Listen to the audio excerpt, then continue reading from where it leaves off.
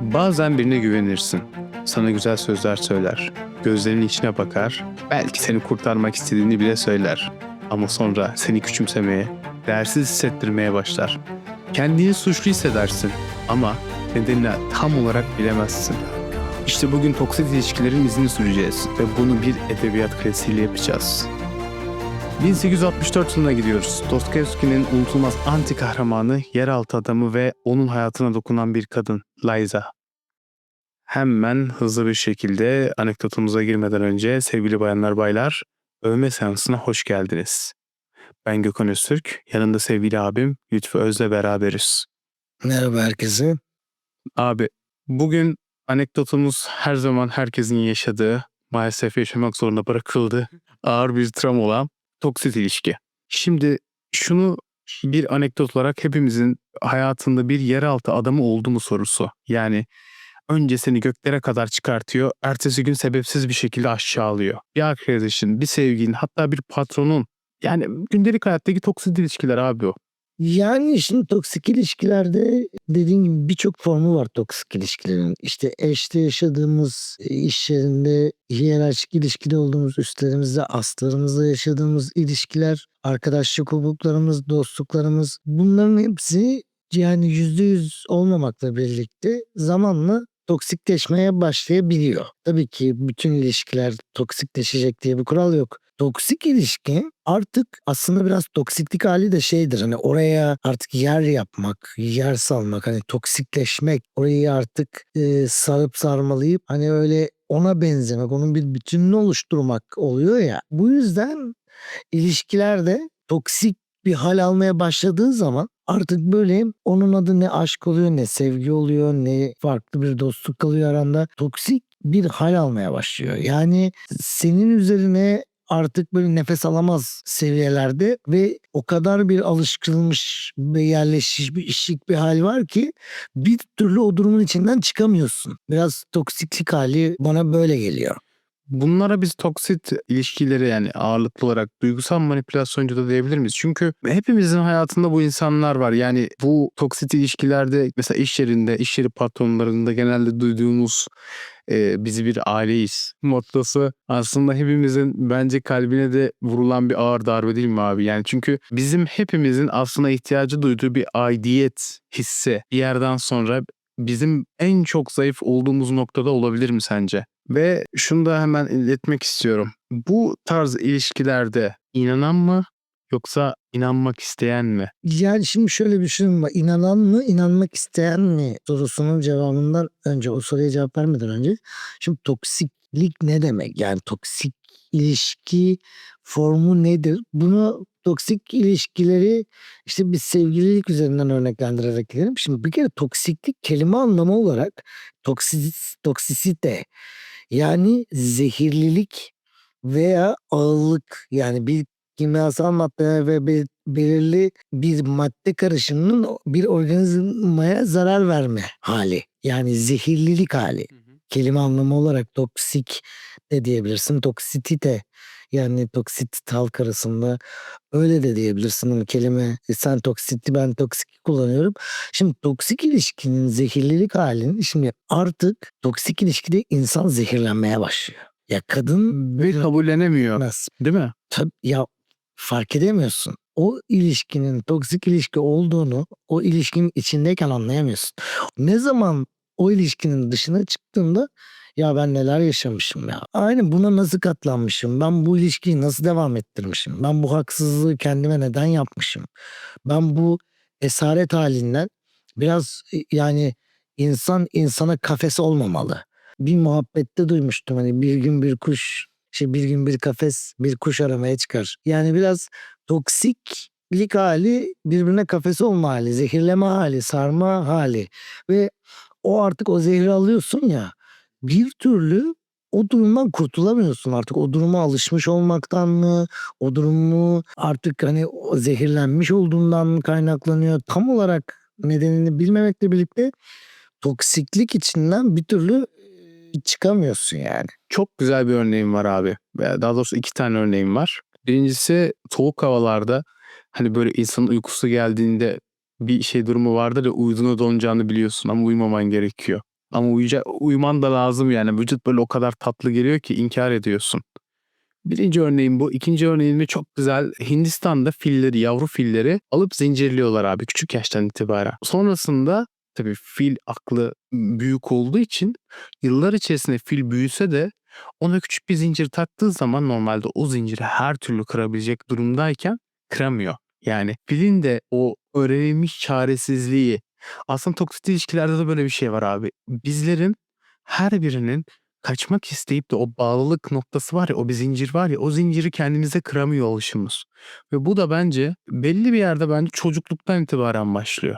Yani değil mi? Bizim çocuklukla mı artık psikolojik olarak nereden başlıyor, neden başlıyor bilmiyorum ama yani bireylerin davranış şekillerinden ziyade herkes bir toksik ilişki adayıdır. Kesinlikle. Yani çünkü yaşananları gördükten sonra artık o zehirlenme halini herkes biraz toksik ilişkiye aday. Yani toksik ilişkinin içinde bulunduğun zaman ben bunu birebir tecrübe etmiş biri olarak söylüyorum. Onu soracaktım abi. O biraz da bize o konuda dolaylı demeyelim de doğrudan demeyelim daha doğrusu. Dolaylı bir şekilde örnek verebilir misin? Yani şöyle bir genel bir kanıdan, genel bir tanımdan bahsedebilirim. Artık toksik ilişki yani bu arada bu toksik ilişki yaşadığın karşı taraftaki insanın iyilik ya da kötülük haliyle alakalı bir şey değil. O insan mükemmel bir insan da olabilir. Ama artık siz birbiriniz için toksik bir hal almışsınızdır. Yani siz birbirinizi zehirliyorsunuzdur. O ilişkiler, aynı iki insan farklı ilişkilerde bambaşka bir forma bürünebilir. Bir toksiklik haline girmeyebilir yani. İnsanın biraz da ilişkisi karakterinden ziyade ilişkisi biraz toksikleşmeye başlıyor. Aralarındaki ilişki ve diyalog toksikleşmeye başlıyor. Yani bu ilişkinin yaşayış şekli toksik bir durum aslında. İnsanlar toksik değil. İnsanlar başka birilerine karşı, başka bir ilişkilere, başka bir hukuklarında böyle değiller. Sadece o iki birey birbirine artık toksikleşmiş oluyorsun. O ilişkiyi bir noktada artık sonlandırman gerekiyor. Sana çok daha büyük zararlar vermeden. Bir hikayeye kötü başlayabilirsin. Bir hikayeye iyi de başlayabilirsin. Ama hikayenin gidişatında o hikayenin devam etmeyeceğini anladığın anda o ilişkiyi, o hikayeyi sonlandırman gerekiyor. Eğer doğru anda ve doğru zamanda o ilişkinin içinden çıkmazsan o ilişki sana o an yaşadığından çok daha büyük bir zarar verir. Yıllarını alır. Zamanını alır. Bir insan için en kıymetli şey zamandır. Kime zaman harcadığına çok dikkat etmelisin. Bir ilişkide birine zamanını veriyorsan bu ona mutlaka değmeli. Eğer o zamanı toksik bir şey için harcıyorsan sana da geçmiş olsun. Aynen öyle. Peki abi şöyle bir şey sormak istiyorum. Bir yandan da romanımızdan da devam etmek üzere sorularımı da hazırlıyorum.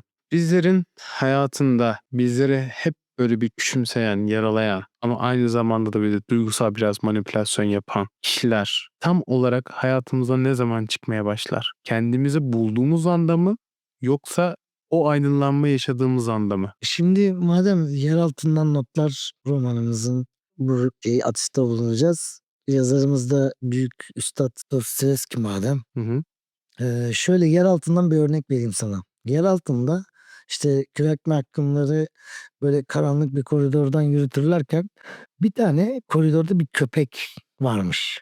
Çok eski böyle kirli artık o kömürleşmiş köpekti böyle zavallı bir köpek. O koridorlarda geziyormuş. Oradaki bütün mahkumlar oradan geçerken ya köpeğe tekme atıyorlarmış ya böyle bağırıyorlarmış, çağırıyorlarmış. Köpek hiç sesini çıkarmadan o mahkumların ona tekme atmasına işte hor görmesine falan aşağılamalarına köpek hiç tepki vermiyormuş. Bir gün kahramanımız o koridorlardan yürürken köpeği seviyor köpeği. Köpek birden hırlamaya başlıyor. Kahramana saldırıyor, ısırmaya çalışıyor falan böyle. O kadar alışmış ki aşağılanmaya. Eğer ben bu hikayenin kısadan hissesi şu. Eğer bir şekilde böyle aşağılanmaya, üstten görmeye, hor görülmeye, ötekileştirilmeye falan maruz kalıp da bu duruma alışıyorsan bu ilişkide de böyledir. O kadar böyle toksik ilişkide işte birbirine hakaretler, işte aşağılamalar falan o hale böyle bir türlü onu yine bırakamıyorsun ya. Hı Hı hı. Bir gün gerçekten sevgiyle karşılaştığında, gerçekten aşkla karşılaştığında bir gün o aşkı gözlerin o kadar toksikleşmiştir ki bir gün o aşkı görememe, sana uzatılan şefkat eline saldırma refleksi gösterebilirsin. Aynen öyle. Ve bu şey de çok oluyor zaten, hani, ilişkilerin belli bir noktasında. İşte, ben geçmişte yaşadığım şeylerden dolayı böyleyim, değişmek istiyorum ama, bu geçmiş yaşadıklarım benim hayatımı mahvetti ve yani sen benimle berabersin de benimle aynı şeyleri yaşayacağının garantisi yok ki. Sen niye kalkıp da benle önceki adamı aslında bir bakıma kıyaslama da yapıyor. Yani önceki sen yanlışlar yapabilirsin ya da önceki o yanlışlar yapabilir ama benleyken sen aynı kişi olmayacaksın ki. Sen farklı bir insan olacaksın. Benle farklı bir güneşe doğacaksın, farklı düşüncelere sahip olacaksın.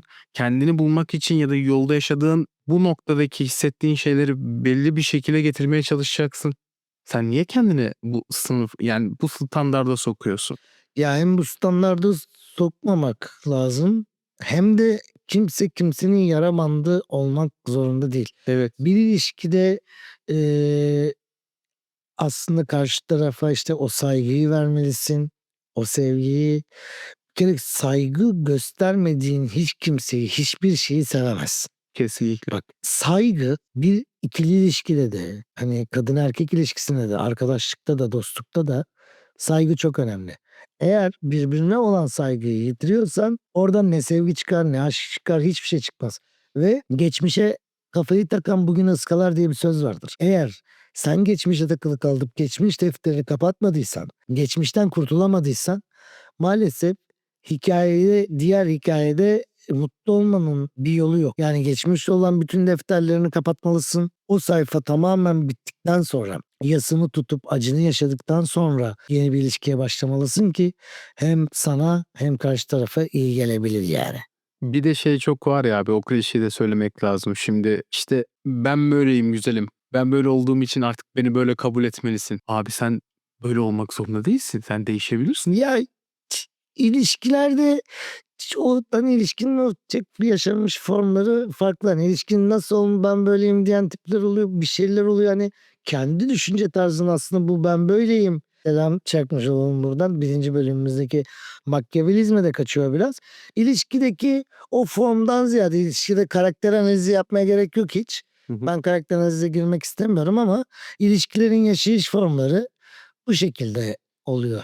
Şundan dolayı şimdi günümüzdeki manipülasyon var, duygusal manipülasyonlar abi. İşte sen olmasan ben ne yaparım, değil mi? Aynı kriterlere giriyor Ya, yani. işte, diyorum ya, yani, karakteristik yapılar üzerinden, değil de dediğim gibi toksik ilişki kavramını Hı hı. değerlendirdiğimizde biraz daha, onların, çünkü farklı formlarda toksik ilişkiler var.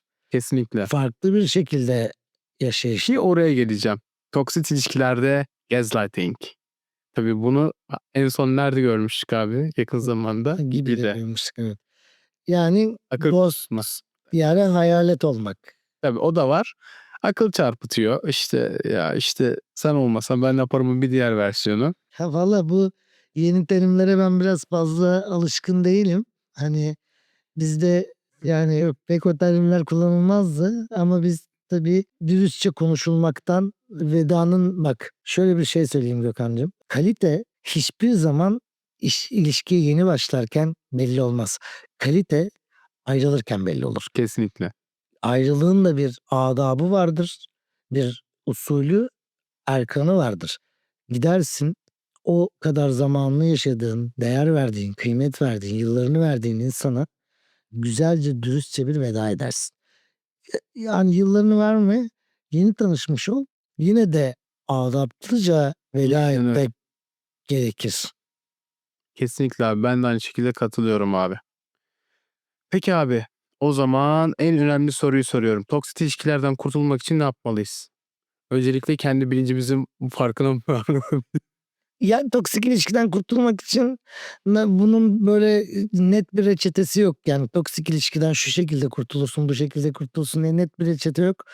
Ama bir gün böyle bir şey olur. Hani bir tel kopar, ahenk ebediyen bozulur diye bir söz vardır. Bir gün bir tel kopar ve sen uyuduğun uykudan uyanırsın. İçinde bulunduğun gaflet durumundan kalkarsın ve yoluna gidersin. O zaman abi final konuşmamızı yapalım. Bazen en büyük kötülüğü en yakınlarımız yapar ve bazen en çok zarar veren insanlar bizi kurtarmaya çalıştığını iddia edenlerdir. Bazı insanlar içimizdeki boşluğu doldurmaya çalışırlar ama sonunda hepsi değerini kaybederler. Bazen bu durumlara düşmemek için dikkatli olmalıyız. Peki, sizin aklınıza gelen toksit ilişkiler var mı? Varsa tanık olduğunuz edebiyatta, sinemada gördüğünüz bizlere mesaj atmayı unutmayın. Bu arada bu konuyu bizlere gönderen sevgili Damla'ya çok teşekkür ederiz. Bizlere destek veren birçok dinleyenimize buradan teşekkür ederiz ve konularımız sizlerin sayesinde hem güzelleşiyor hem de sizlerle beraber bir etkileşime de girdiğimiz için çok mutluyuz. Sevgili bayanlar baylar, bir sonraki bölümde görüşmek dileğiyle, hoşça kalın. Hoşça kalın.